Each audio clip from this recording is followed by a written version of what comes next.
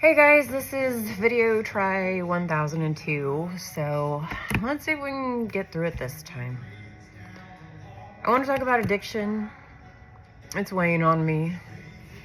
There's a video that I just got done watching on repeat for about the last hour. It's a video of Jelly Roll singing his song, I Am Not Okay.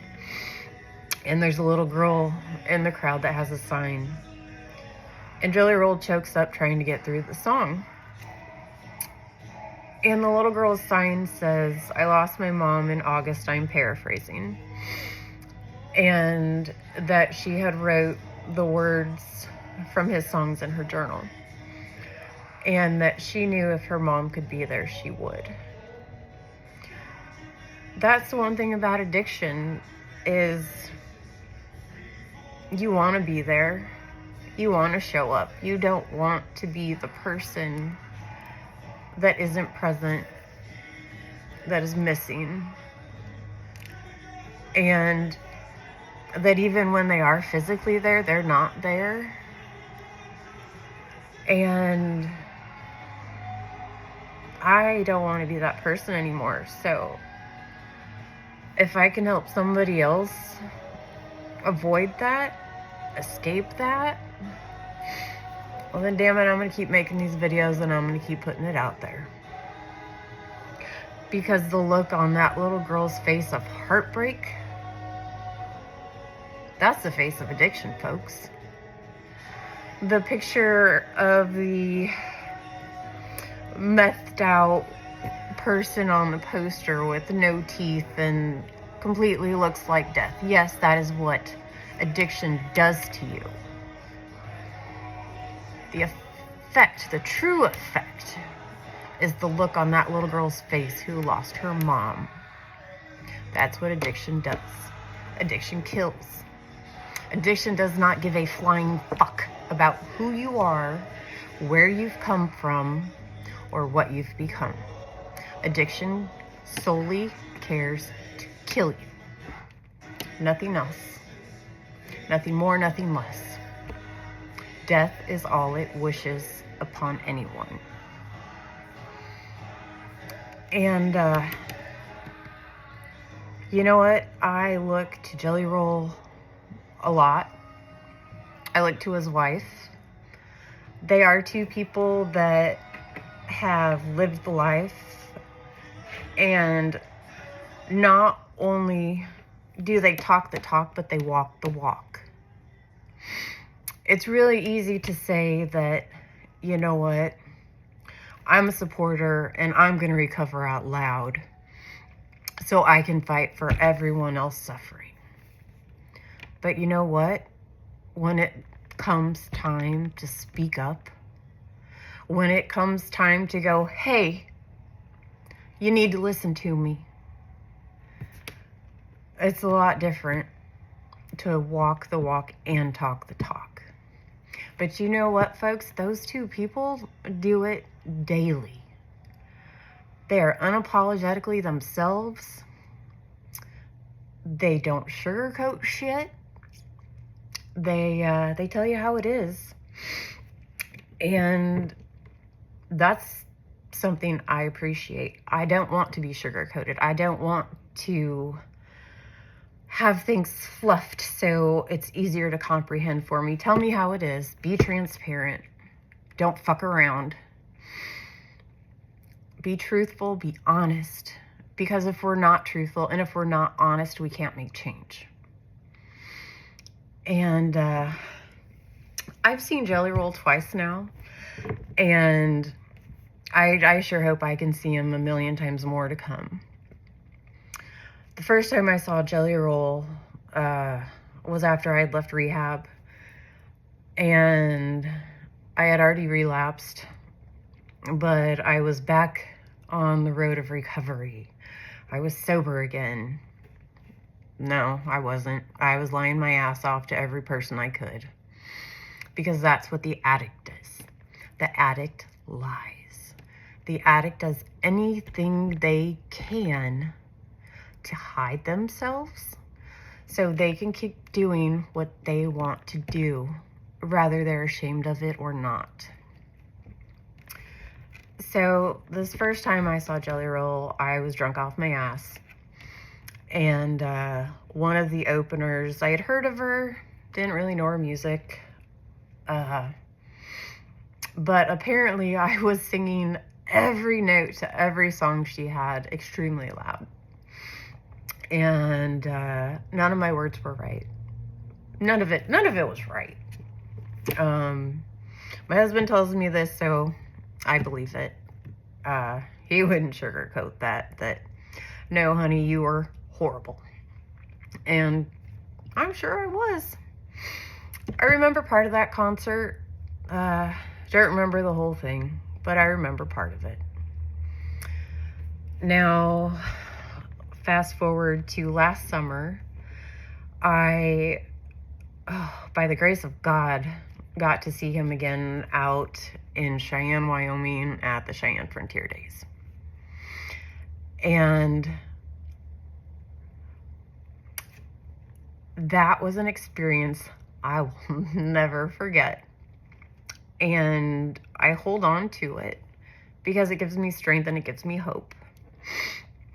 Not only did I get to see him get out of a vehicle, walk across that plywood, because rodeo, folks, rodeo, mud, dirt, it's not always pretty.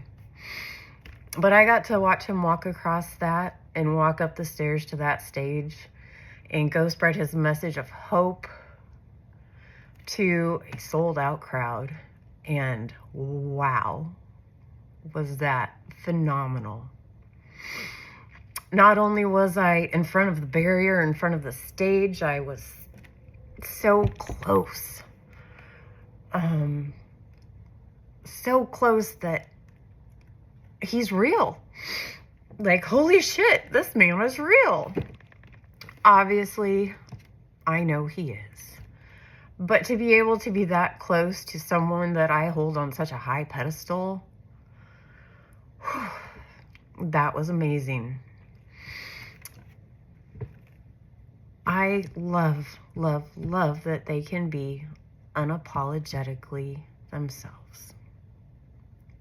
And that is what I strive to be, unapologetically me. I can't change the horrible things I did in the past. I can't. I can dwell on them. I can cry about it. I can try and make amends. Some, maybe. Some are to the grave. Some maybe I'll never have the guts to. I don't know. But because of the face of that little girl, because of the strength and the hope that I've received, not only through seeing Jelly Roll, listening to his music, listening to every other person before me spread their message of strength and hope, to listen to every song that every person has put out there that has been through addiction, is going through addiction. And friends, please know when I say addiction, I use the term very intertwinably between addiction and alcoholism. It's the same part of the brain that's fucked. And it's broken. I'm broken. Every other person out there like me is broken. But you know what? If I wasn't broken and I haven't found other broken people, I would have never found my people, and I would have never fit in anywhere. I don't fit in normal society. I'm too awkward. And that's why I drank. I wasn't awkward. I lost my inhibitions and everything was okay. But that's not me today. And because of everything that's become before me, everyone that's given me a chance to do better, that hasn't given up on me, that probably should have, I will sit here, be unapologetically me, and tell you how it is. If you don't like it, you don't have to watch. I'm not here to become Facebook famous, YouTube famous. I'm here to help one person that's out there struggling that needs hope. Because, friends, I am hope.